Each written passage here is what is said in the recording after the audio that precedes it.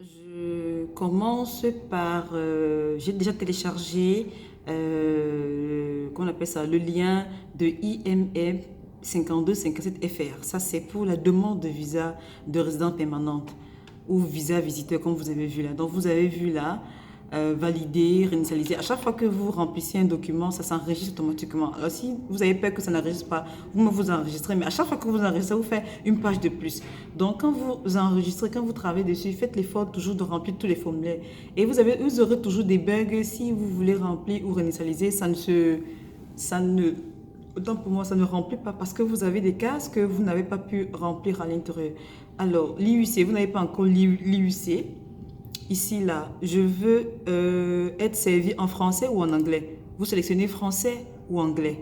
Visa demandé, visa visité. Maintenant, ça dépend. Ici, il y a le visa transit. Ça, c'est pour des gens qui veulent arriver, par exemple, aux États-Unis et qui transitent par le Canada. Chaque visa a son code, a son numéro. Vous voyez un peu? Donc, là, vous mettez votre nom. Vous mettez votre nom, votre prénom. Avez-vous déjà utilisé un autre nom, pseudonyme, nom de jeune fille, etc. Vous mettez là. Sinon, vous mettez nom, prénom, nom. Sexe féminin ou masculin ou inconnu, je vois autre genre, ça dépend de quel genre vous avez.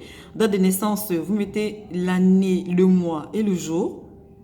Votre ville et votre village, ou votre village, vous mettez là. Le pays où vous êtes actuellement, où vous êtes né, vous mettez le pays, la Bulgarie, ça peut être la Bolivie, le Botswana, ça peut être le Brésil, peu importe le pays où vous êtes né, vous mettez là. Pays ou territoire de résidence actuelle, vous mettez le pays où vous êtes, la Libye, la Lituanie, le Luxembourg, le Macao, tout dépend du pays où vous êtes. Vous mettez le pays où vous êtes. Vous avez un statut quoi? Vous avez un statut de citoyen, de résident permanent, de visiteur, de travailleur, d'étudiant, autre personne protégée, demandeur d'asile, tout dépend, ou étranger. Vous mettez le statut qui vous incombe là. Vous êtes résident vous êtes résident depuis quand? Vous mettez la date à laquelle vous êtes entré et la date à laquelle votre visa s'expire. Donnez-moi une seconde. Voilà. Votre visa s'expire. Donc là, pays ou territoire de résidence antérieure. Si vous avez vécu dans un pays autre que le Malawi, le pays, vous remplissez la demande là. Voilà, vous mettez la date à laquelle vous avez vécu normalement, numéro 9. Pays ou territoire où vous effectuez la demande. Vous mettez le territoire, oui, non, tout dépend de ce que vous voulez mettre là.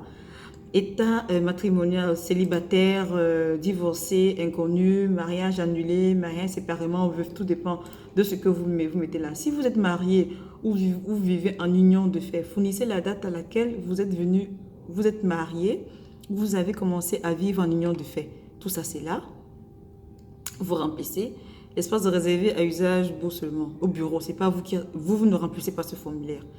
Donc, page numéro 2. Là, vous mettez toujours votre nom du demandeur. Vous mettez la date à laquelle vous êtes né. C'est automatique, ça passe toujours là.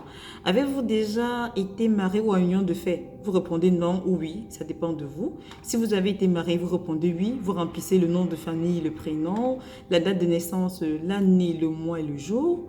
Le genre de lien de parenté que vous avez, la date comme c'est écrit là, la langue maternelle. Est-ce que vous parlez le Dinka nord-ouest, le Dinka sud-ouest, bref, votre langue maternelle, vous mettez votre langue maternelle là. Pouvez-vous communiquer en français, en anglais ou dans les autres langues? Vous pouvez dire que vous communiquez soit en anglais, soit en français, soit dans les deux langues, aucune. Si vous mettez en français, vous mettez en français là. On continue. Là, vous mettez votre numéro de passeport. Le pays ou territoire dans lequel le passeport a été établi, la délivrance du passeport et la date d'expiration, c'est très important. Numéro 5. Pour ce voyage, utilisez-vous un passeport délivré par le ministère des Affaires étrangères à Taïwan, par exemple, dans lequel figure votre numéro d'identification, oui ou non, vous cochez. Si ça ne vous intéresse pas à vous, vous passez. Pour ce voyage, utilisez-vous un passeport national israélien, oui ou non, vous cochez. Si ces numéros ne s'adressent pas à vous, vous passez. Pièce d'identité, vous mettez dans la pièce d'identité de votre pays national. Si vous êtes en Chine, Macao, vous mettez là. La date de délivrance, vous mettez convenablement. Carte de résident permanent des États-Unis. Si vous êtes de nationalité américaine ou pas, si vous avez une carte de résidence, vous remplissez. Si vous ne l'avez pas, vous sautez cette carte sans problème. Ça ne s'adresse pas à vous. Alors, vos coordonnées actuelles.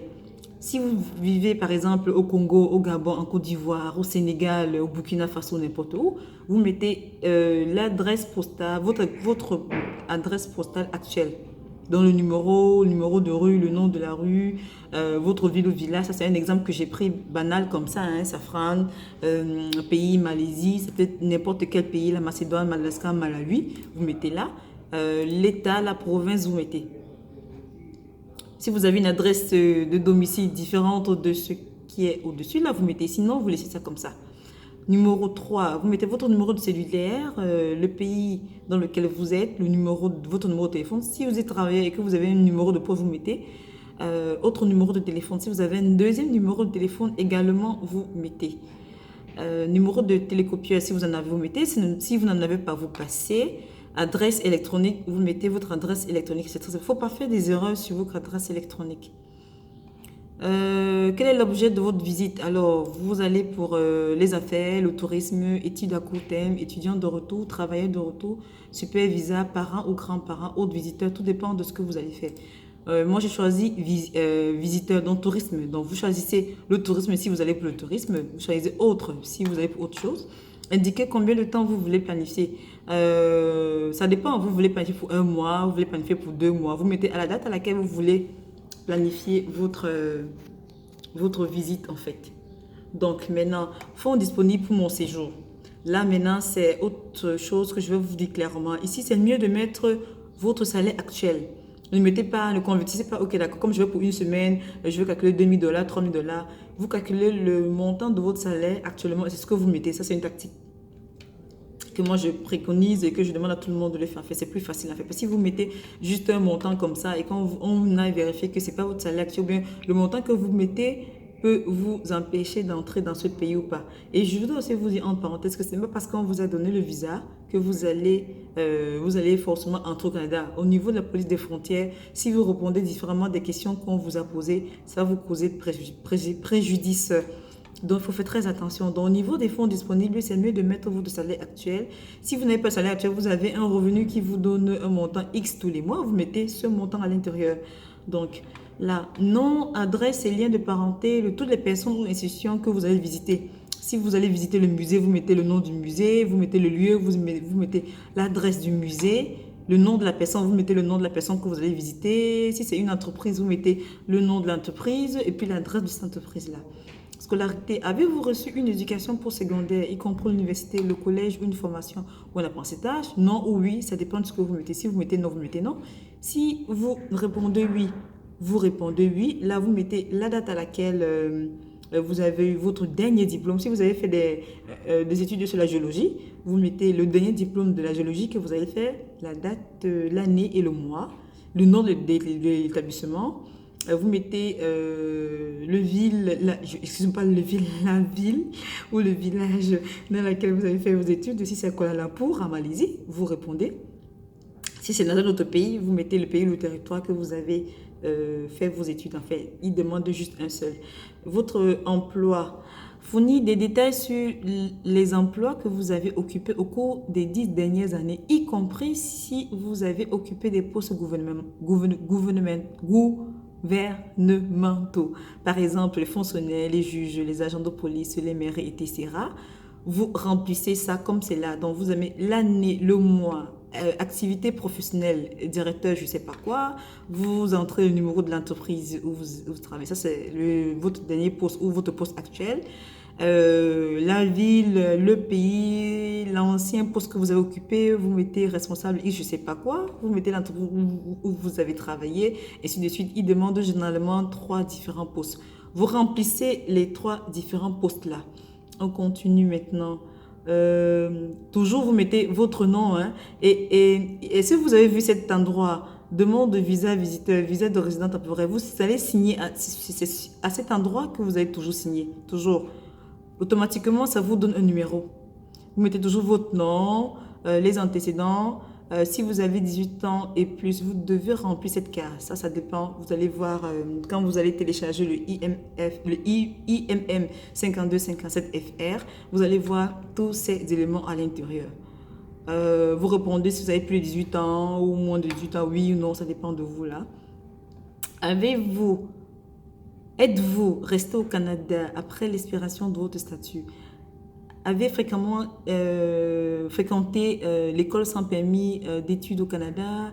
Avez travaillé sans permis? Bref, vous répondez aux questions qu'on vous pose là. Vous a-t-on déjà refusé un visa ou un permis interdit de l'entrée ou demandé de quitter le Canada ou tout autre pays, territoire? Oui, non, vous remplissez les cases formulaires qui sont là. On continue. Avez-vous déjà commis, être arrêté, accusé ou reconnu coupable d'une infraction pénale quelconque dans un pays ou territoire? Oui, non, vous remplissez cette case-là. Vous avez la page carte. Avez-vous fait partie d'une armée, d'une milice, d'unité de référence civile, d'un service de renseignement ou d'un corps de police, y compris le service national non obligatoire et les unités de réserve volontaire? Oui, non, vous remplissez. Ainsi que les parties 5, 6, vous remplissez et n'oubliez pas toujours de signer en bas de demande de visa visiteur, c'est important. Vous mettez toujours votre nom et puis là. Alors là, vous avez la signature, vous cochez tous les cases qu'il faut cocher, vous signez là normalement et tout, et puis vous mettez la date à laquelle vous signez. En dessous, maintenant, vous validez. Quand vous allez valider maintenant, euh, quand vous allez valider, normalement, quand vous validez maintenant, vous devez avoir, quand vous validez maintenant, vous avez les pages. Et si vous avez vu ces pages-là, voilà, là c'est les pages de demande de visa visiteur. C'est la page dont je vous parlais avec le code de bas à la fin. C'est sur cette page-ci maintenant que vous allez imprimer et vous allez joindre à votre document. Donc pour ceux qui n'ont pas pu, qui ne pourront pas remplir le formulaire et qui auront besoin de remplir le formulaire, faites-moi signe, faites-moi un mail, faites-moi un commentaire.